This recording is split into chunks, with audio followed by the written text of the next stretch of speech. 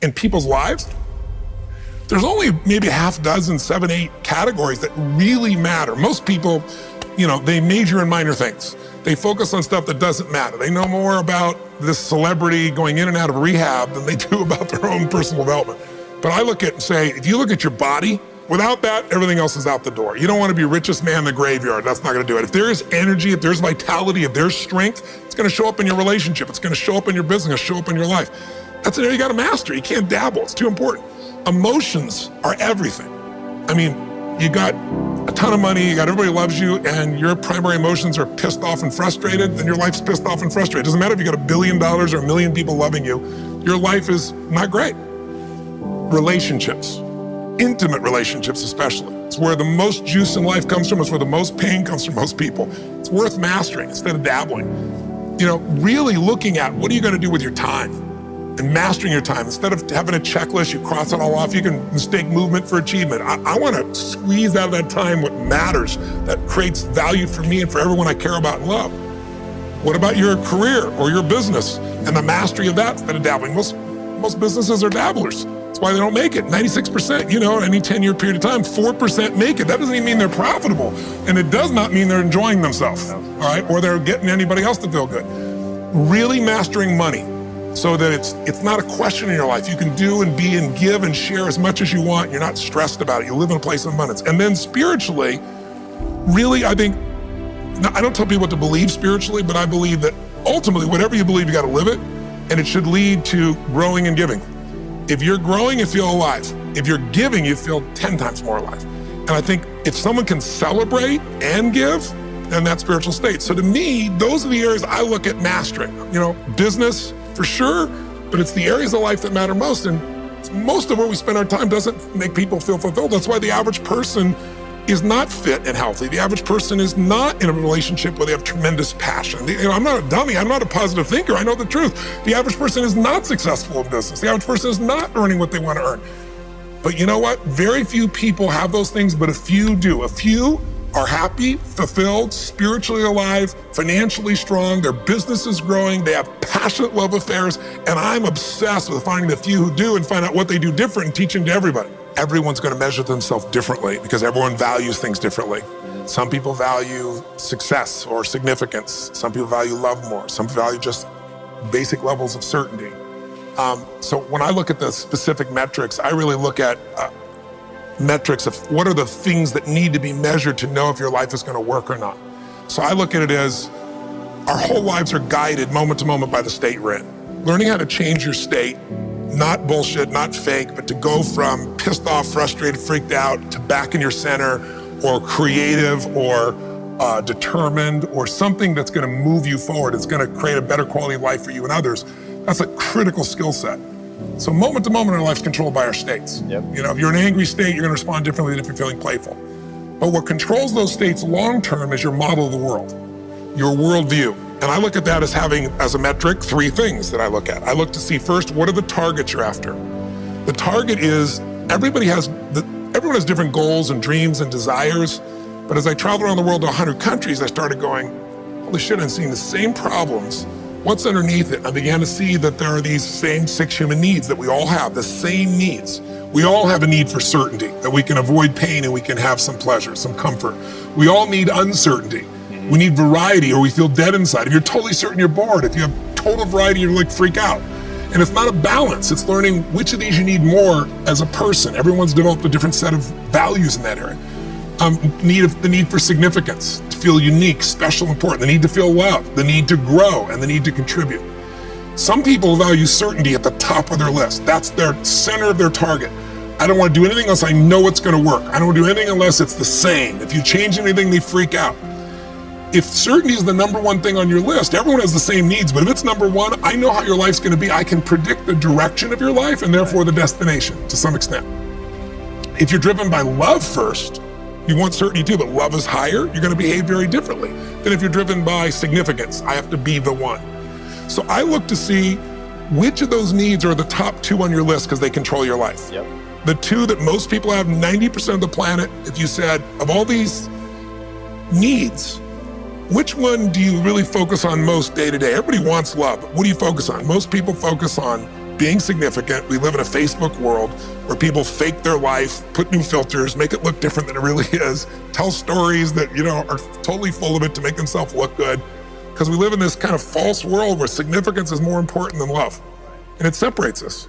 And the other one that we see most often is certainty. People want to be certain before they can do something. You couldn't have started a business like you had if you were absolutely certain before you started. You can never build a business with that.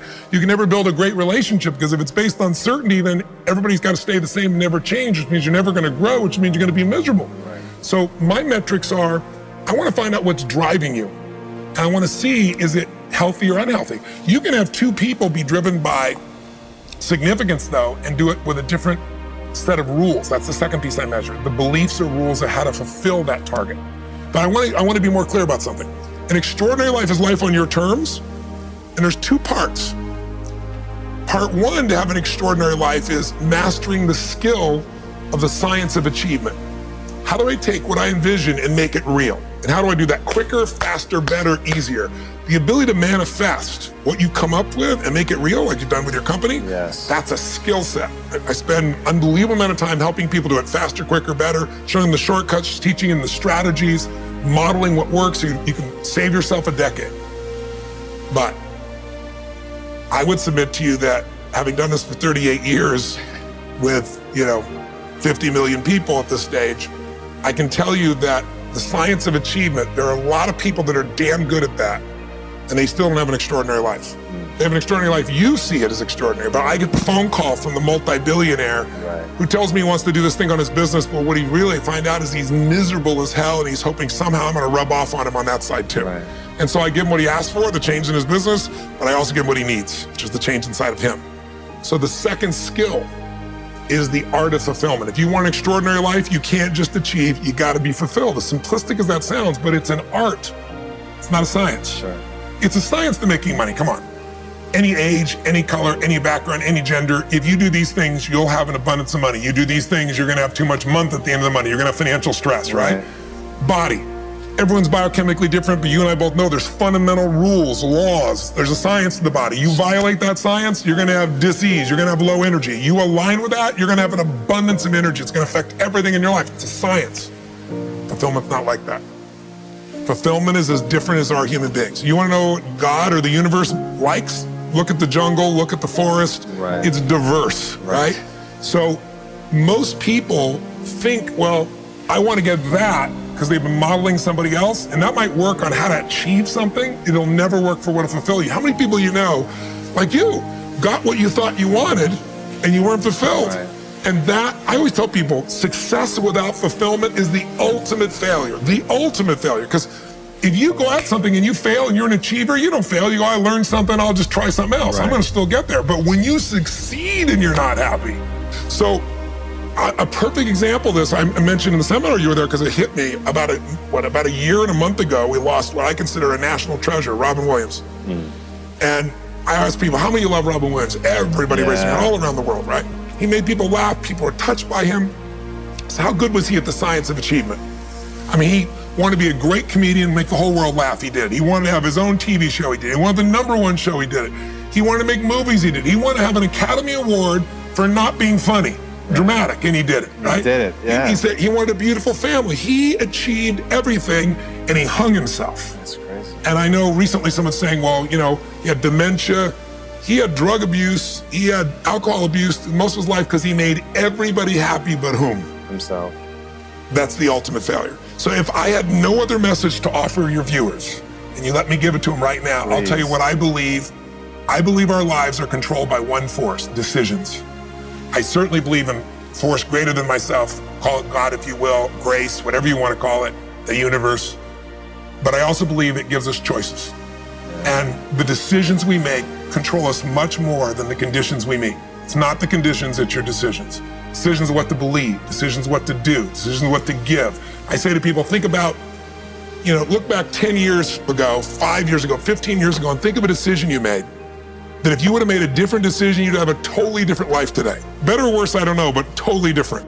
The most important decision you can make above any on the face of the earth is deciding that no matter what happens in your life, no matter what happens, you're gonna live in a beautiful state. The decision to say, I am not going to suffer. That if suffering arises, pain's one thing, suffering's another. Suffering is when you're like, suffering could be worry, it could be anger, it could be frustration. It's anything that takes you out of a beautiful state. And here's what people don't get. You can end suffering by stop focusing on yourself and focus on something you want to serve greater than yourself. Your children, your wife, your mission, your life. You can get out of it in an instant because the nature of the human mind is to constantly compare things. Your mind, your brain is a 2 million year old device, and it is not designed to make you happy. It's designed to make you survive. Right. And that's why it's always looking for what's wrong. But it used to be what's wrong a saber-toothed tiger so I can protect myself. Now people are worried about what people think about them, or do they have enough money? When 2/3 of the planet lives on $2 a day, and you're making $38,000, you're rich. The poorest of the poor in our country are considered rich. I'm not saying they should stay that way. Right. But you can only build on success. My goal would have you consider something. Life is short. We don't know how short it's going to be. But if you only had a week to live, I bet you wouldn't allow yourself to suffer over a little crap that makes you crazy normally. I think you would probably spend time with those you love. You would do what you love. You'd take awe in a sunset. You'd smell the air. You would take in everything in those final moments that you possibly do. So my thing is, why wait? Right. Why wait? Why not just decide that if I start to suffer, I know the solution, because suffering is me obsessing about me. You might say, it's not me, I'm worried about my kids because they're not doing well. No, you're worried that you haven't done enough for your kids. It's about you still, right? Yes. You know, you're worried about what was done or what you should have done or what shouldn't have done. And you can end that in an instant by becoming aware of it and saying, I have made the most important decision of all. Right. I'm gonna live in a beautiful state. Because here's what's gonna happen. Anybody watching, you may lose a family member, you probably will. Somebody may get cancer. Your business the government might change the rules. They might change things radically that you can't even do anything about it. You might go bankrupt. You might get divorced. I'm not saying anybody will, but no one knows what's gonna really happen in your life. Life's full of uncertainty, but here's what you can know. You can decide no matter what happens, you could have a great time. If somebody like Viktor Frankl can be locked up in Auschwitz and come out of that and experience finding joy in the middle of Auschwitz, then human beings have a capacity they've undersold themselves on. We think that the outside world determines how we feel. If people have to behave a certain way, if your husband or your wife or your kids or your coworkers or whoever, your boss, has to behave a certain way for you to be happy, and if they don't, you're unhappy, then you're always gonna be unhappy, because the more people around you, the more they're gonna change that, because they're all human, right? My invitation is, as great as it is to achieve, more important to enjoy. Right. And if you can enjoy every moment in that state, when you're feeling loving and playful and passionate and curious and awe, you treat other people 100 times better than when you're feeling frustrated, pissed off, overwhelmed, worried, stressed, or feeling sorry for yourself. Right. You're gonna be a better parent, you're gonna be a better lover, you're gonna be a better business person, you're gonna have a better life. So my soliloquy is, decide. Decide today. And actually say, what if I cut it off? What if I said, I'm not willing to settle and I'm just gonna live in a beautiful state? Doesn't mean you won't feel bad, it doesn't mean you won't stay there. You instantly change. But what the hell is success? It's hitting an expectation. And I always tell people, man, trade your expectations for appreciation, and it's a whole new world instantly. If you can appreciate this moment, if you can't find ecstasy in this moment, in a conversation with a friend and looking in your wife's eyes, being with your children, going on a run, if you can't find ecstasy now, I'm here to tell you, more money, more people, more love, more business, more anything is not going to give you more ecstasy. If you can't do it here now, you're not going to do it there when you got more. So why not do it now and have a rich life right now? I tell people, money, that's one thing. Like having financial abundance, there's skills, that's a science. But wealth, it's a decision. It's like you can be wealthy right now. I live in Fiji a good portion of the time. There are these villagers there. They're the richest people I know. They're happy, they laugh, they love, they don't give a damn about the economics. Other people say they're poor. When I first went there, I was trying to do things for them. They're like, what are you talking about? I'm so happy. Wealthy people come over from the United States and they go travel around and try to figure out what to do, and they're gonna spend 9 years to do this and this and this so they can finally sit down and be happy. And the Fijian guy goes, why don't you sit on the beach right now, dude, and experience it? Why spend the 9 years? Why not have it now? That's my invitation.